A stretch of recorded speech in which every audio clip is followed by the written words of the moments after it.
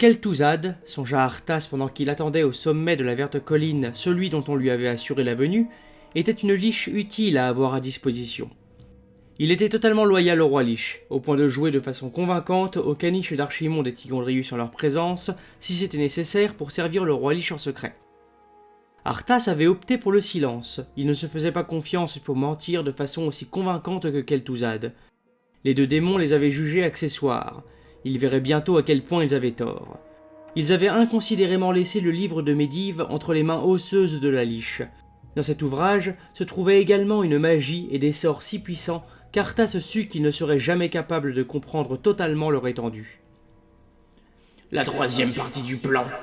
avait dit Kel'Thuzad une fois les démons partis, aussi négligemment que s'il parlait du temps qu'il faisait, était le véritable cœur du complot de la Légion. Arthas s'était rappelé ce que Kel'Thuzad lui avait dit auparavant. Il y avait d'abord eu la création du fléau, puis l'invocation d'Archimonde. Il avait alors écouté avec un intense intérêt, tandis que Kel'Thuzad continuait. « La Légion n'a pas d'autre but que de s'emparer de toute la magie et de dévorer toute vie sur ce monde. Et à cet effet, il prévoit d'absorber les énergies puissantes, concentrées, contenues dans le puits d'éternité des elfes. Afin d'effectuer une telle chose, ils doivent détruire la chose qui contient les plus pures, les plus véritables essences d'énergie vitale sur Azeroth. Le puits d'éternité se trouve de l'autre côté de l'océan, sur le continent de Kalimdor. Et la chose qui va contrecarrer la Légion s'appelle Nordrassil, l'arbre-monde. Il donne l'immortalité aux cales d'oreilles et ils lui sont liés. Cales d'oreilles ? Arthas avait été désorienté. Je connais les cales d'oreilles. Est-ce une autre race d'elfes ? La race originelle, corrigea Kel'Thuzad. Il avait dédaigneusement agité la main. Mais ces détails sont sans importance. Ce qui importe, c'est que nous devons empêcher la Légion d'atteindre ce but. Et il existe quelqu'un au sein des cales d'oreilles qui va nous aider. Et c'est ainsi que, utilisant sa magie, Kel'Thuzad avait téléporté Arthas sur ce lointain continent et cette colline qui offrait une vue étendue. Ici, les forêts étaient luxuriantes, robustes, mais Arthas pouvait déjà voir au loin ce que la Légion avait produit.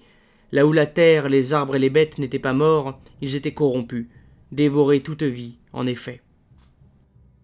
Une silhouette se tenait au sommet d'une autre colline, plus bas, et Arthas sourit tout seul. C'était celui dont l'arrivée était attendue. Ils étaient indubitablement différents, ces elfes de la nuit. La peau de celui-ci était d'un bleu lavande pâle, gravé de tatouages tourbillonnants et de scarifications représentant des motifs rituels. Un tissu noir couvrait ses yeux, mais il ne semblait pas avoir de difficulté à arpenter le terrain. Il portait une arme qui ne ressemblait à rien qu'Arthas ait jamais vu auparavant. Au lieu d'une épée traditionnelle qui serait tenue par une garde d'où partait une lame, cette arme avait 2 lames dentelées qui brillaient de la lueur verte maladive de ce qui était souillé par les énergies démoniaques. Ainsi donc, celui-ci avait par le passé fait commerce avec des démons. Arthas attendit un peu, observant. L'elfe de la nuit, Illidan Hurlorage, l'avait nommé Kel'Thuzad, était en colère contre lui-même. Apparemment, la liste des méfaits perpétrés à son encontre était longue, et il brûlait d'obtenir la vengeance et le pouvoir que Kel'Thuzad lui avait promis. Arthas sourit.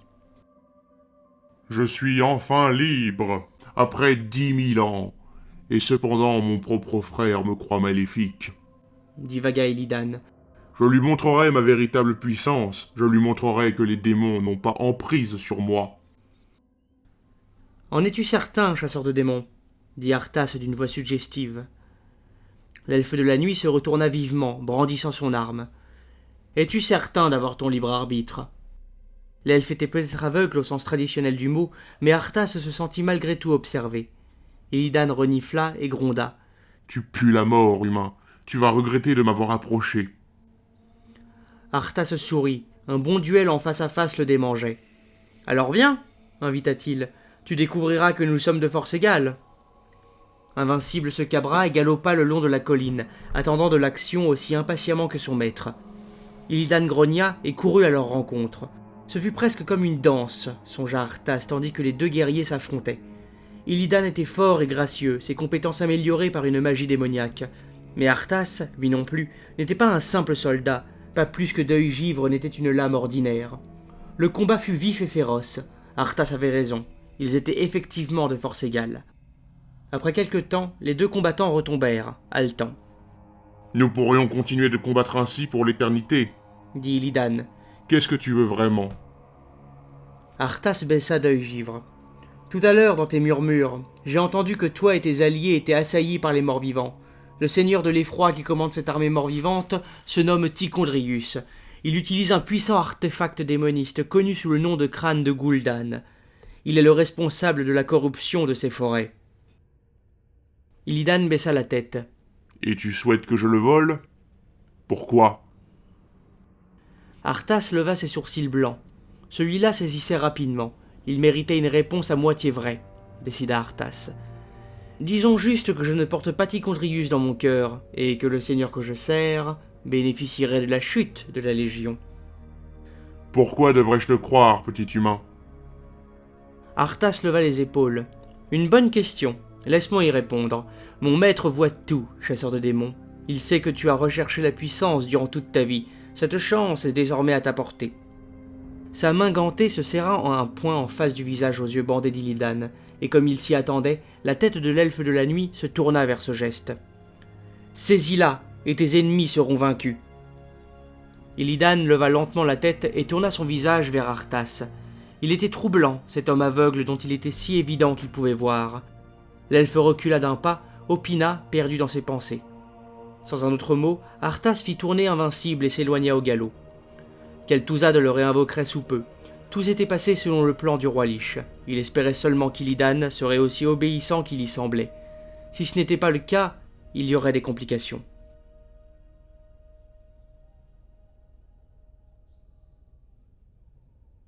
Elle n'avait plus rien de vivant, pas plus qu'elle n'avait les moyens de résister aux ordres de celui qui l'avait amenée, hurlant à cette nouvelle existence.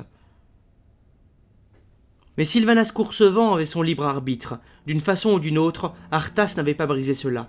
Il l'avait fait avec les autres, pourquoi semblait-elle être la seule qui ne lui avait pas complètement cédé? Était-ce dû à sa propre force spirituelle, ou bien était-ce parce qu'il appréciait le fait de la torturer? La Banshee qu'elle était désormais ne le saurait sûrement jamais. Mais si sa volonté était libre parce qu'Arthas trouvait cela amusant, elle serait celle qui en rirait la dernière. C'est ce qu'elle s'était juré, et Sylvanas tenait toujours ses promesses. Le temps était passé dans le monde des vivants depuis qu'Arthas Menethil et le fléau avaient balayé sa patrie adorée, et de nombreux événements avaient eu lieu. Son soi-disant maître avait protesté contre le fait d'être utilisé comme un pion.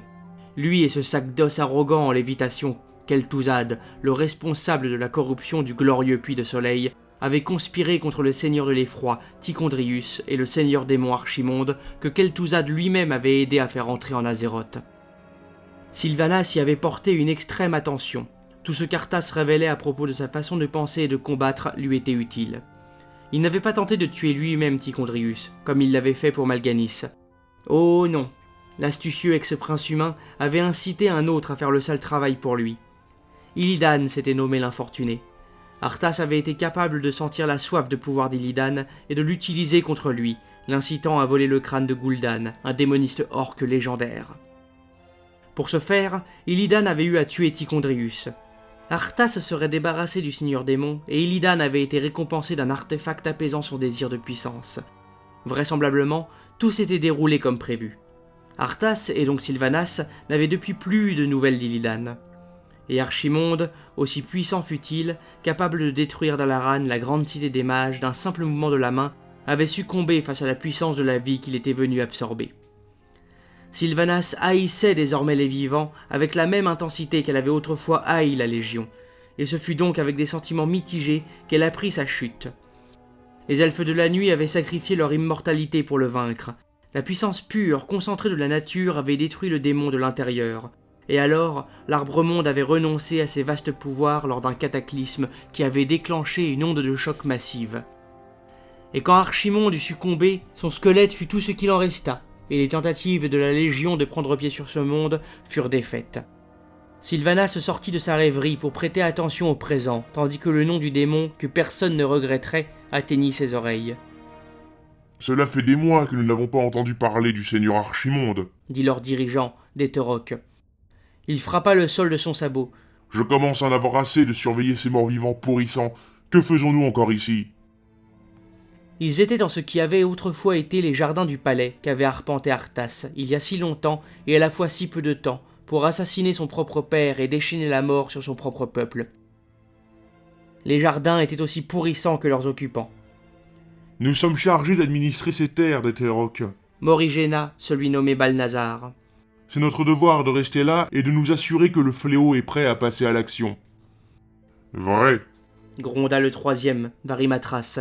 Même si un ordre ou à tout le moins des informations sur la réussite d'Archimonde auraient déjà dû nous parvenir. Sylvanas put difficilement croire ce qu'elle venait d'entendre. Elle se tourna vers Kel'Thuzad.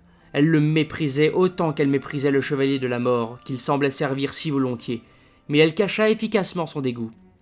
« La Légion a été vaincue il y a des mois, » dit-elle doucement. « Comment peuvent-ils ne pas le savoir ?»« Impossible à dire. Répondit la liche. Mais plus longtemps ils resteront en charge du commandement, plus ils saboteront le fléau. Si quelque chose n'est pas... » Il fut interrompu par un son que Sylvanas ne se serait jamais attendu à entendre ici, le son distinctif d'une muraille bombardée et brisée.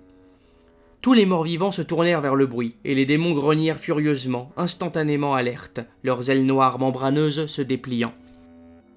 Sylvanas écarquilla légèrement ses yeux luisants, spectraux, quand Arthas lui-même émergea de la muraille. Son habituelle monture mort-vivante ne faisait que caracoler sous lui. Il ne portait pas de haume, laissant ses cheveux blancs tomber librement autour de son pâle visage, et il arborait ce sourire narquois et satisfait que méprisait Sylvanas. Elle tenta de serrer ses poings éthérés, mais le contrôle qu'il avait sur elle était tel que ses doigts ne purent qu'émettre une brève convulsion. La voix d'Arthas était forte et joyeuse. « Salutations, seigneur de l'effroi !» dit-il. Ils le fixèrent, levant la tête de dédain face à son insolence. « Je dois vous remercier de vous être occupé de mon royaume en mon absence. Cependant, je n'ai plus besoin de vos services. » Pendant une seconde, ils restèrent bouche bée. Puis Balnazar se remit assez pour répondre. « Ce pays est à nous, le fléau appartient à la Légion. » Ah, pensa Sylvanas. nous y voilà. Le sourire satisfait d'Arthas s'élargit. Sa voix était chargée de jubilation. « Ce n'est plus le cas, démon. Tes maîtres ont été vaincus. La Légion est vaincue. Vos morts boucleront la boucle. » Souriant toujours d'un rictus, il leva d'œil givre. Les runes le long de sa lame dansèrent et brillèrent. Il serra les rênes, et le cheval squelettique chargea le groupe de 3 démons. « Ce n'est pas fini, humain !» cria D'Eterok, d'un air de défi. Les seigneurs de l'effroi étaient plus rapides que le cheval squelettique d'Arthas. D'œil givre ne chanta que de frustration tandis qu'elle frappa dans le vide. Les démons venaient de créer un portail et de disparaître en sécurité. Arthas jeta un regard mauvais sur le portail se refermant, mais sa bonne humeur revint rapidement. Sylvanas comprit que c'était parce qu'il se les gardait sur le pouce et que leur mort n'était sans doute qu'une question de temps. Il leva le regard et surprit celui de Sylvanas, lui faisant signe d'approcher. Elle fut forcée d'obéir. Kel'Thuzad ne nécessita aucune coercition, flottant joyeusement aux côtés de son maître comme un cabot obéissant. « Nous savions que vous nous reviendriez, prince Arthas !» s'enthousiasma la liche. Arthas accorda à peine un regard à son loyal serviteur. Celui-ci était fixé sur Sylvanas. « Cela me réchauffe le cœur, » dit-il sarcastiquement. « Savais-tu également que je reviendrais, petite Banshee ?» « Oui, » dit froidement Sylvanas.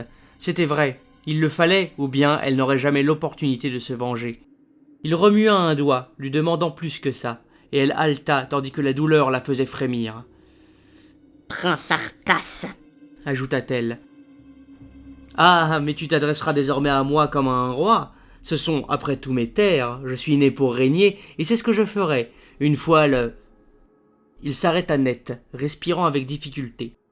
Il écarquilla les yeux et son visage se tordit de douleur. Il se pencha sur le cou osseux du cheval, ses mains gantées s'accrochant fermement aux rênes. Un vif cri de douleur lui fut arraché. Sylvanas observa, savourant le plus grand plaisir qu'elle eût connu depuis cet effroyable jour où Keltalas était tombé. Elle but sa douleur comme un nectar. Elle n'avait aucune idée de pourquoi elle souffrait tant, mais elle en savoura chaque seconde. Grognant, il leva la tête. Ses yeux observaient quelque chose qu'elle ne pouvait voir, et il tendit une main implorante vers celle-ci. « La douleur est insupportable !» grogna Arthas à travers ses mâchoires serrées. « Qu'est-ce qui m'arrive ?» Il semblait écouter, comme si une voix inaudible lui répondait. « Roi Arthas !» cria Kel'Thuzad. « Avez-vous besoin d'aide ?» Arthas ne répondit pas tout de suite. Il reprit son souffle en haletant, puis s'assit lentement en se redressant, se calmant visiblement. Non, la douleur est passée, mais... mes pouvoirs sont affaiblis. Sa voix était chargée de perplexité. Sylvanas eût-elle encore possédé un cœur qu'il aurait bondi à ces mots. Quelque chose va terriblement mal, La douleur reprit. Son corps fut parcouru de spasmes, sa tête tombant en arrière tandis que sa bouche s'ouvrait dans un cri muet de douleur, les veines de son cou se tendant comme des cordes. Kel'Thuzad papillonnait autour de son maître adoré comme une nourrice maniaque. Sylvanas regarda simplement et froidement jusqu'à ce que le spasme passe. Lentement, délicatement, il se laissa glisser à bas d'Invincible. Ses pieds bottés heurtèrent les dalles de pierre, se dérobèrent sous lui et il tomba, lourdement. La liche tendit une main squelettique pour aider le prince. Non, le soi-disant roi, à se remettre sur pied. Mes anciens quartiers, haleta Arthas. J'ai besoin de me reposer, et puis j'aurai à me préparer pour un long voyage. Sylvanas le regarda s'en aller, chancelant faiblement en direction des appartements où il avait grandi. Elle laissa ses lèvres se courber en un sourire, et ses doigts éthérés se convulsèrent un instant, puis se serrèrent en des poings furieux.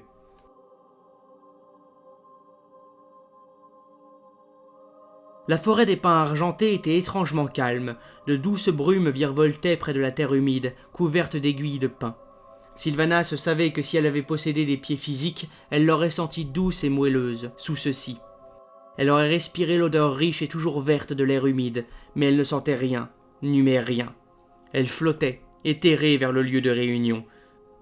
Et son impatience d'assister à celle-ci était telle qu'à cet instant, elle ne regretta pas la perte de ses sens.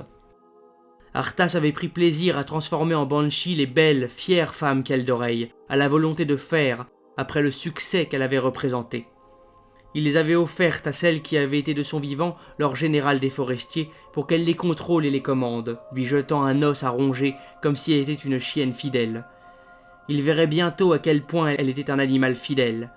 Après avoir surpris la conversation des seigneurs de l'effroi tout à l'heure, elle avait envoyé l'une des banshees pour leur parler et rassembler des informations. Les démons avaient reçu son émissaire avec plaisir et avaient demandé à sa maîtresse de les rejoindre ce soir pour parler de quelque chose lié aux bénéfices mutuels inhérents au statut actuel de la reine Banshee. Dans les profondeurs de la forêt, elle pouvait voir une légère lueur verte et flotta vers celle-ci. Effectivement, ils l'avaient attendue comme ils avaient dit qu'ils le feraient. 3 grands démons se tournèrent vers elle, leurs ailes claquant et trahissant leur agitation. Balnazar parla en premier. Dame Sylvanas, nous sommes ravis que vous soyez venue. Comment aurais-je pu y manquer ? Répondit-elle. Pour une certaine raison, je n'entends plus le roi Liche dans ma tête. J'ai à nouveau mon libre arbitre. Elle l'avait effectivement, et c'était uniquement grâce à sa volonté qu'elle chassa toute allégresse de sa voix. Elle ne souhaitait pas qu'ils en apprennent plus que ce qu'elle voulait leur révéler. Vous, les seigneurs de l'effroi, semblez savoir pourquoi. Ils échangèrent des regards, leurs visages se courbant tandis qu'ils souriaient. Nous avons découvert que le roi Liche perdait ses pouvoirs. Dit Varimatras, une jubilation infernale dans la voix. Et pendant qu'il diminue, sa capacité à contrôler les morts vivants tels que vous en fait de même. C'était effectivement de bonnes nouvelles, si c'était vrai. Mais ce n'était pas assez précis pour Sylvanas. Et qu'en est-il du roi Arthas ? Insista-t-elle, incapable de se retenir de ricaner lorsqu'elle utilisa le titre du chevalier de la mort. Qu'en est-il de ses pouvoirs ? Balnazar secoua négligemment une main aux griffes noires. Il cessera de nous ennuyer comme un insecte importun dont le temps est venu, puis passé. Bien que sa lame runique d'œil givre porte de puissants enchantements, les propres pouvoirs d'Arthas disparaîtront avec le temps. C'est inévitable. Sylvanas n'en était pas si certaine. Elle aussi avait sous-estimé Arthas, et aux côtés de la froide haine qui habitait son cœur se trouvait également la culpabilité pour son propre rôle dans le victorieux bain de sang du chevalier de la mort. Vous souhaitez le renverser et voulez mon aide pour ce faire ? Dit-elle franchement. Deterok, celui qui semblait en charge des opérations, était resté silencieux pendant que ses frères parlaient à Sylvanas. Ils avaient été furieux et exaltés, mais sa propre expression était restée neutre. Et enfin, il parla sur le ton froid du dégoût absolu. La Légion peut avoir été vaincue, mais nous sommes les Natrésimes. Nous ne laisserons pas un humain arriviste nous surpasser. Il s'arrêta, les regarda les uns après les autres. Arthas doit tomber. Le regard verluisant se posa sur Sylvanas. Pendant que tu nous épiais, petit fantôme, tu as également été observé. Il est évident que la liche Kel'Thuzad est bien trop loyale pour trahir son maître. Il semble y avoir de l'affection entre eux. Ses lèvres grises se courbèrent en un dangereux sourire. Mais toi, d'un autre côté... Je le hais. Elle ne pensait pas qu'elle pourrait cacher ce fait, même si elle le désirait, tant cette haine brûlait férocement à travers tout son être. Nous sommes unis par pragmatisme, Seigneur de l'Effroi. J'ai mes propres raisons de chercher vengeance. Arthas a massacré mon peuple et m'a transformé en cette monstruosité. Elle s'arrêta pendant un instant, le dégoût à la fois d'Arthas et de ce qu'il avait fait d'elle devenant si intense qu'elle lui coupa la voix. Ils attendirent, patients, complaisants. Ils pensaient qu'ils pourraient l'utiliser. Ils auraient tort. Je peux prendre part à votre sanglant coup d'état, mais je le ferai à ma manière. Elle les voulait comme alliés, mais ils devaient savoir qu'elle ne serait pas un jouet. Je n'échangerai pas un maître pour un autre. Si vous voulez mon aide, alors vous devez accepter ce point. Déteroc sourit. Nous tuerons alors ensemble le chevalier de la mort. Sylvanas s'opina, et un lent sourire se glissa sur son visage fantomatique. Tes jours sont comptés, roi Arthas Ménéthil, et moi, j'en suis le sablier.